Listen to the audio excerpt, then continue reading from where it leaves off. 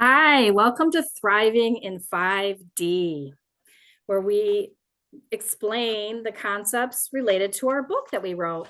I am Phoenix, and this is Sarah. And we wrote the book, The Grass is Always Greenest Under Our Own Feet. And so I'll just give you a little summary of it. Light shifting superheroes transform an old town that's stuck in the paradigm of lack, racism, corporate greed to shift the people in the town in their hearts before it's too late. And so, speaking of corporate greed, I wanted to read something about this corporate greed situation in our book and related to some of the things maybe going on today. Um, Anything to add, Sarah? No, just the thought of transformation is just allowing the energy that's vibrating in a way that feels conducive to rest and repair and rejuvenation and refreshment. So some of it is obviously there's toxicity, but the characters in our book really reside in that place where they're able to transform. Yeah. So in this part of the book right here, they're in a crystal cavern that's supposed, sorry about the little glare. They're in a crystal cavern that's supposed to be gorgeous and beautiful. And as you can see, it's not. It's actually toxic. Because what's happened is the company called Violescence, which is full of corporate greed, actually. They are drilling for fuel using a technique called frapping, and in this drilling, it creates an earth shake, and the earth shake is sort of like an earthquake. And then it creates contamination of water. And so one of the characters is very upset. Her name is Hope, and she says, "Oh my gosh, our sacred place is now ruined. What are we going to do?" But then the superheroes, Serendipity and Synchronicity, Heaven Ridge, they say, wait, all is not lost. We have an idea. We are from Starseed and we know exactly what to do. And of course, the other characters are like, whoa, what do you mean?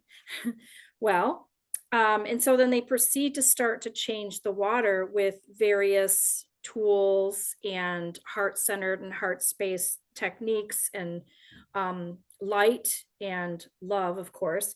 And as you can see, the water is actually now starting to shift with directed prayer and energy and all this kind of stuff. Let me see if there's any part on it. Oh yeah, here it is. I want to read this part from the book. How would you know what plants would transform the energy here?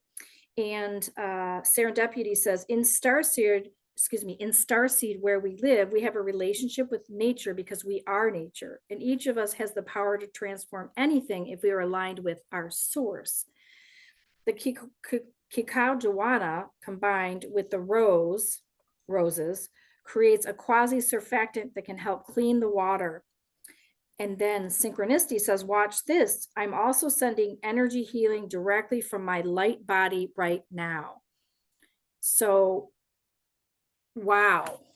Wow, yeah, it's really a beautiful idea and reality that people do use their directed prayer and their resonance with the energy of particles that we are um, energetically in our light bodies, the photonic energy, and imagining the trillions of cells in our bodies.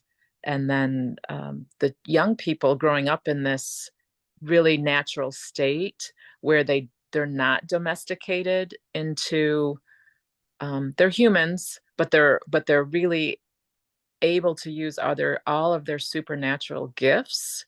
And for them it isn't supernatural, it's just natural to be in multiphasic brain states and to really be in homeostasis and flow with energy so that they'll know energetically what the trees are saying or what the plants are saying, and that sometimes what the trees and plants are saying, or the rocks, like a crystal, like they do. This is a crystal cavern.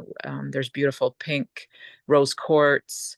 They're really just embodying the essence of their particles are open to coherence instead of chaos. And so when a human being can get into that heart coherence, and instead of a chaotic state, then they're able to be more knowledgeable of what's the best way to proceed instead of just freaking out and flipping out, which is a natural reaction that Hope's having. This is devastating. It is horrible. But to say, well, in knowing what to do, like Gandhi says, I have to be the change that I want to see in the world. So as people in their human bodies get to kind of have this experience, and the children are gifted and they've done this their whole lives, it isn't unusual to them, but they're not used to seeing that level of devastation. And so Yeah. that's Because they're used to living in starseed where everything is amazing. And if there's any problems, it's completely cleared up immediately with light, love, sound, vibrations, rose, crystals, energy healing, you name it. And love is really the basis of all of it, of course, and alignment with that love. And, just not to get all quantum physics on you or anything, but in Joe Dispenza talks about this too. It's the space between the particles, which is the energy that you can actually move with your own intentions and your own life force and energy. We as humans don't really know how to do this yet, or some of us are doing it.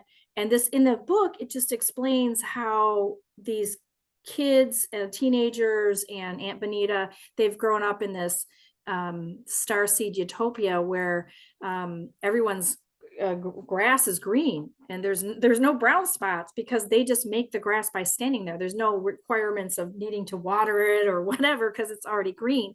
It's the energy is coming from their light bodies, including the rainbow body that we see in a lot of the characters in the story. And Dr. Emoto was a famous researcher who said that water was the most receptive of all the elements to creating positive changes by using our intentions and focusing our hearts and minds. And that can shift toxicity. And there's been plenty of examples of Buddhist monks also praying over waters and changing the crystal structures of the waters just from their prayers alone. So it's just a wonderful part of the book that explains how something that can be so bad can be on the front side of the model. Suddenly you're the back side of the model is, oh my gosh, this place is falling apart, it's horrible. And now all of a sudden, you can flip it to the front side with your own willpower. And here it is, the crystals are coming in. And I think in the next picture, it's all pretty again. Yeah, here it is. Here it is after they transformed it. it's so beautiful. And I love how our artist Carrie Burgo was able to depict that experience of clearing things up. And I know it can seem almost simple, but there is a simplicity to the people, Bonita and Serendipity and Synchronicity, when they're in Starseed, and they're in homeostasis. So they don't really have to do anything. The grass is just green because that's what the grass wants to do. It wants to be green, and the dandelions are there, and there's no toxins. So the dandelions do their thing, and they might harvest the dandelions for medicine for human bodies. Or its dandelion can be a very healthy herbal healer for some people. So I know that we're coming to the end for today, but I just would love to hear anything else you have to say, Phoenix. But I just love this part of the story. I mean, I just love the part that what propels the stewardship for Bonita and Serendipity and Synchronicity, just the love that they have for their family and each other, and the love of the earth and their companion animal Freedom, their parents. It just feels like that love, and then being in the coherence of the heart, that it starts from the love within, the and the love that's God or source or infinite creator has for us too. Thanks. That's awesome. I just want to read one more thing from the book. Aunt Benita, who's the wise woman of the book, of the story, she says, our light, vibrations, and love can shift the destructive effects created by those not in alignment with love. And I thought that was a really powerful statement. So no matter what we're dealing with in, your daily life or as a collective, we can shift the energy. That's what living in 5D is about, even if we are being, having to witness 3D situations that don't seem very pleasurable. But anyways, you can get our book. We are online on Amazon. You can also see us at thegrassalwaysgreenest.com. Thegrassalwaysgreenest.com. We're also available at Schuler Books. Is it Schuler? Because they just switched the name. It was Nicola Books. Mm-hmm. Schuler Books. And we also are in at Argus Farm Stop in Ann Arbor, Michigan. So if you happen to be in Ann Arbor and you go to the local shop here, our books available there for retail as well. So awesome. thanks so Thank much. you. All right, till next time. Bye. Bye.